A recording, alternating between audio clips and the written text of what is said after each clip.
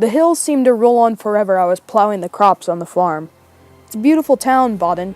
Hills of tilled soil, lush vegetation, and a blue sky, the most beautiful combination of scenery my father knew. I'm George Dettlinger, and I was born in 1837 in Germany, just 60 miles south of Stuttgart, in a small agrarian town called Baden-Württemberg. I worked all my life, farming and raising crops with my father in the hot German sun from dawn until dusk. Even though we worked extremely hard, we barely supplied ourselves with enough food for our small farm plot. When I was around 9 years old, the crisis began. Potato famine came from Ireland. Germany began to go bankrupt and have financial and economic decline, and 2 years of poor weather resulted in bad crops. We had little food, surviving on only one meal a day for 3 years. Then my family and I heard that gold had been found in America, and there was no famine or economic decline, as there was in Germany. They called it the land of opportunity. I immediately thought my father should go and find our fortune, start with a clean slate, and get away from the terrible social and economic conditions in Baden. But I was surprised that my mother and father suggested I go alone.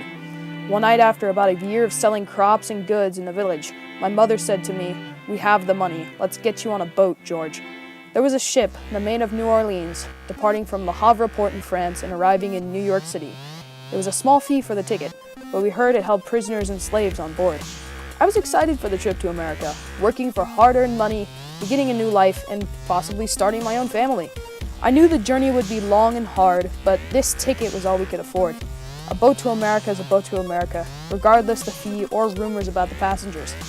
I was just happy I had an opportunity to go to a new life in the United States. When I was around 16, I took a train from Baden to Le Havre port. Once I reached Le Havre, I paid the money for a ticket and boarded the boat. I was placed below deck. The journey was not comfortable. Below deck is the most aggressive and rocky part of the steamer. I would often get seasick and not be able to sleep. The meals were poor and nothing was going well for me. Then I started hallucinating about home. I would dream about the tilling the soil in Germany. I heard a cow moo, a sheep call, and birds chirp when there were no actual animals on the ship. I was frightened by these pictures and sounds coming from nowhere. At night, I just lay in the shaggy rags that the steamer crew called beds, and in the morning, I usually wake up screaming, afraid of the sounds ringing in my head. I would walk around the ship hopelessly lost in my thoughts, missing home and hearing the sounds throughout my mind. I was stuck on the ship like this for 4 months, wandering the halls of the steamer quietly muttering to myself gibberish that no one else could comprehend, and occasionally yelling out some kind of curse word or phrase in German. I could not think straight. I was lost. Arriving in New York City, I quickly realized I had little money. The company that ran Maid of New Orleans had a lodging for us to stay in for a while before we found jobs to sustain ourselves. I got a job offer taking care of an estate in New Jersey. I did odd jobs in New York to save enough money to travel to Long Branch, New Jersey. When I saved enough money, I trekked to Long Branch where, thankfully, the job included housing, utilities, and 3 meals a day free of charge. I was grateful to my employer and thanked him for hiring me. Again, I had no money at the time, but this offer was literally a lifesaver, as the Americans say. When I was 34 years old, I met a wonderful woman named Caroline May. She was tall, elegant, and well-mannered. I found out she was also a German from Baden-Württemberg. I was happy to have a friend from Baden who can relate to me. We both fell in love with each other, and 2 years later, in 1857, we married in Long Branch.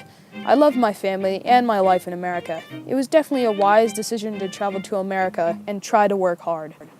As George's great-great-grandson, I am fascinated by his move and how he brought the Dettlinger family to the United States. Eventually, the Dettlingers moved from the Long Branch area to Michigan. My family stayed there for 2 generations.